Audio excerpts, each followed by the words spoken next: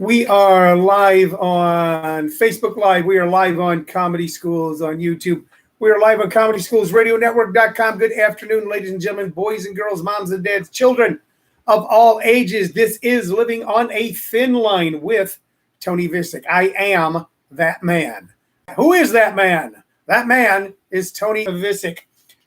We come to you every day at 2 p.m. our time, Arizona time, which sometimes is Pacific time, sometimes is Mountain time. You all at least graduated high school. You can figure this out. You may be watching in the future, and the time doesn't matter. The only thing that matters is your time, and we want to thank you very much for giving it to us today. We are your daily distraction for all the anger, anxiety, weirdness, and hoopla in the world today.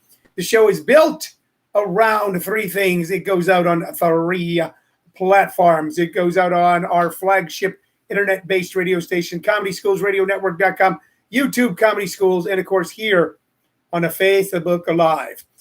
Later on this week, we will begin doing it on Zoom and connecting it to Facebook and other portals as well. More ways for people to watch us one at a time. Today is a short show, as was yesterday.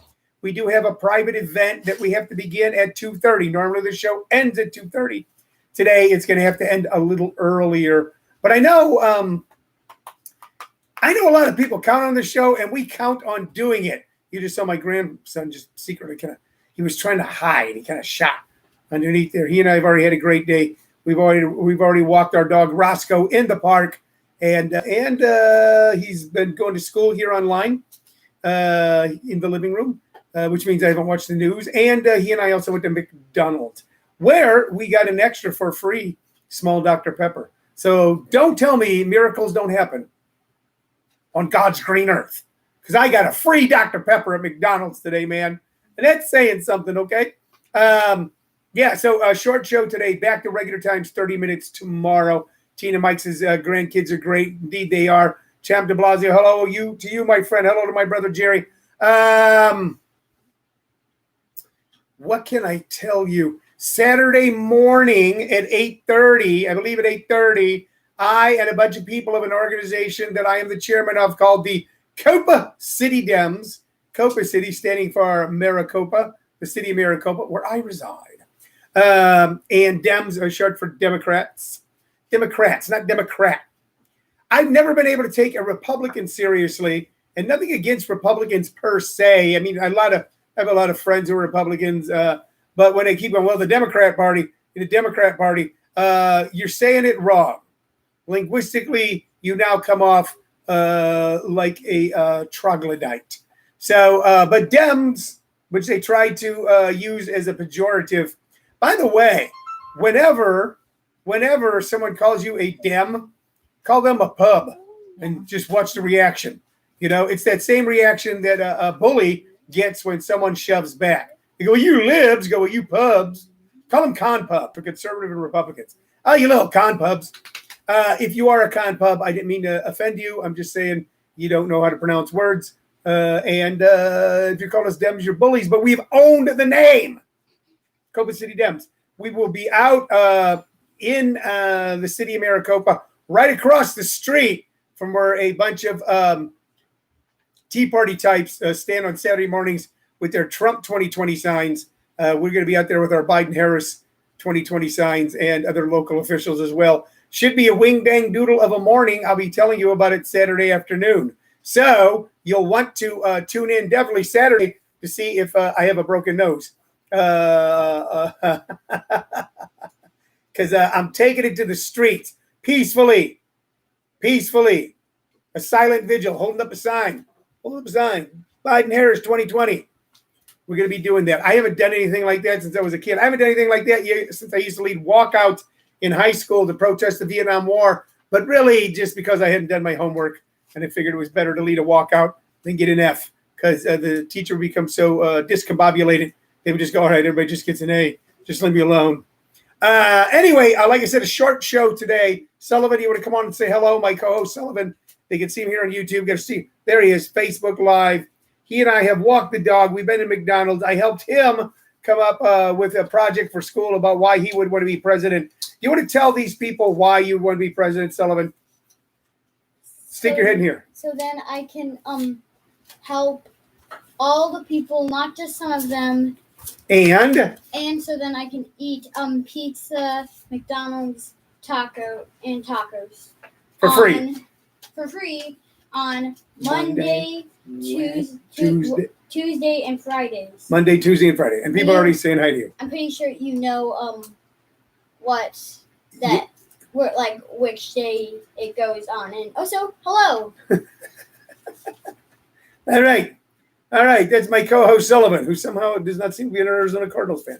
Okay. I don't have a lot of time today. We are doing something new for you. This show is built around three things: your questions and comments on the aforementioned social media. Usually some doodad or knick-knack or autograph or piece of fluff or memorabilia we have later on the home office that we weave a story around. And we recommend two artists or songs based on our vast vinyl album and CD collection. And what we're doing now is we're circling back on a lot of the vinyl that we've talked about in the last 6 months, and then putting direct links in the comments, and then later on, direct links in the titles of the show on Facebook Live. So instead of you then having to or dig through your album collection, there'll be no need, because we're going to put the links for you, and then you can automatically listen to the songs. And I would love to get your feedback on them. Yesterday we talked about King Crimson's first album and Paul Butterfield. We'll be talking about at least one of those bands more in the future. Here's who we're recommending today. Okay, from the Greenwich Village. I don't know what's going on over here. Supposedly, where the production team is. Village folk music team scene, not team, of the early 60s, came this man, and he played many of the same coffee houses and folk music joints that Bob Dylan and Dave Von Ronk and Melissa Manchester and Ian and Sylvia and so many people of the folk generation played. He became a pop star, in a sense, almost a little bit of a rock and roller with his band, with John Sebastian and the Lovin' Spoonful. John Sebastian and the Lovin' Spoonful. They had a distinct sound. They had a distinct style. And it was a kind of a happy, upbeat sort of style, even on songs that had a little more grit to it. Their biggest hit, of course, was a song called Summer in the City, which was, how gritty was it? It had a line called Back of My Neck Getting Dirt and Gritty. Summer in the City really did encapsulate what it was like to be young in a city in the summer, in a pre-everywhere air-conditioned world, and it's still about all the joy and hope and possibilities of a summer day in a city. And I'm sure he's writing about New York. It was written by him and a guy named Boone. So they also had a big hit with Rain on the Roof. Younger Girl was a fun hit of theirs. Daydream. You know what's not on here? Oh, you know what? And did you ever have to make up your mind? But their other really monster hit, fun song was Do You Believe in Magic? And it was a song that made you believe in magic in the most positive and wonderful ways. And they're talking about magic. They're talking about the magic of love and what love can do to empower people. Great, great, fun song. My favorite song by the Lovin' Spoonful was actually not a song that was fun or had an infectious melody, but one that was plaintive and evocative, and that was Darling Be Home Soon. Absolutely beautiful song about being in love and being somewhat anxiety-ridden about the relationship. Darling Be Home Soon. Stunning. Had the wonderful line, Darling Be Home Soon. I'm waiting for the great relief of having you to talk to. Hold on, I'm getting a look from the producer, and I don't know. Which one are you recommending? We will recommend, we'll go with their big hit, Summer in the City. We'll go with that. That was a real fun song. We'll go with Summer in the City. Okay, so that's what we're going to put in to the chat, and then later on I'll put it into the titles too. Spoonful. The last thing that he did, John Sebastian, no longer with the Lovin' Spoonful, and I don't really know why they broke up. Young guys get tired of working with each other. They go off on their own projects. Is he did the theme song for the Monster 70s sitcom, Welcome Back, Kotter. He did the song Welcome Back. Welcome Back, Kotter gave us John Travolta. So you decide if that was good or not. Okay, so that's the first song and the first band that were recommended. The second one is, this was a double live album somewhere. I think after Dylan especially put out Blonde on Blonde as a double album. Put on Blonde as a double album. Then everybody felt like they had to put out a double album. And a lot of great music was then included in those albums. Sometimes it was a bit ostentatious and arrogant, and a lot of fluff was in.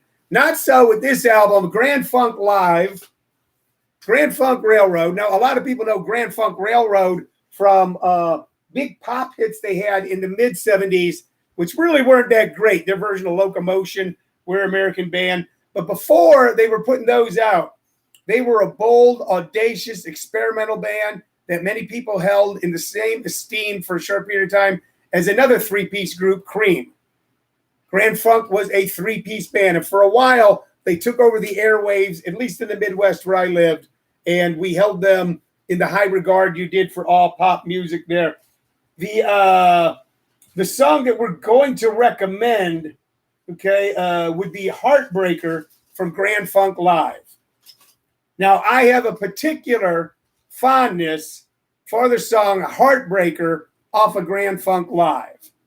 And that's because when I was a little kid, I ordered a drum set through the mail, which is why I hate doing anything with Amazon to this day. I saved up and ordered it from the back of a catalog or back of a comic book, and it was only like a 3/4 drum set. It was kind of tiny. So it was kind of embarrassing. Full drum set, but it looked silly. You couldn't play it anyway. My brother Jerry did the same thing. I had a $50 drum set. He had a $12 guitar.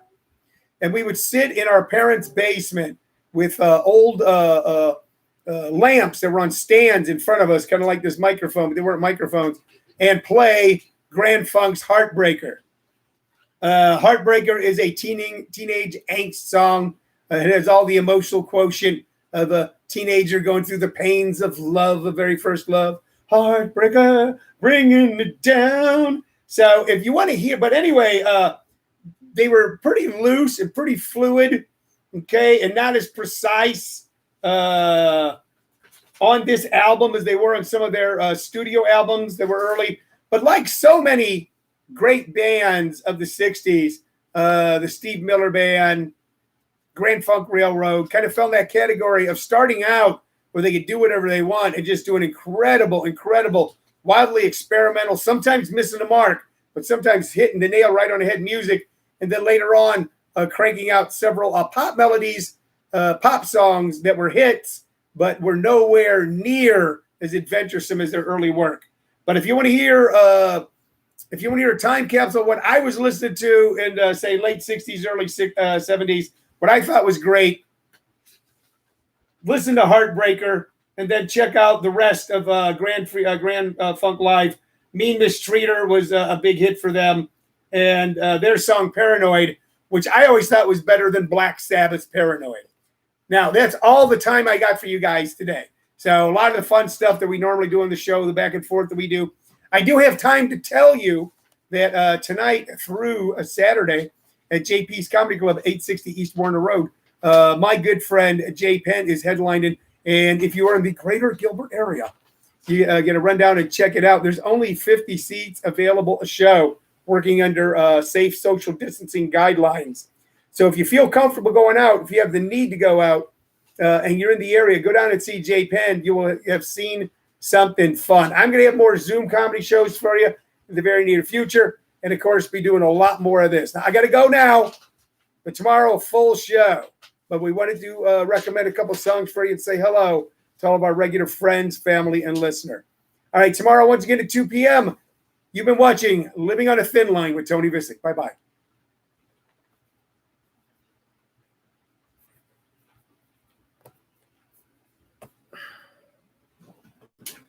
Sorry, YouTubers. You got to wait a second here right before I click you off. Yep. Yeah. Don't let it fall on me. The computer's doing something crazy. Well, I guess this is the second channel. Uh-huh. He does after a stream. This is the show, the stream after a stream. All right, now we're going to end the stream. Goodbye, YouTubers.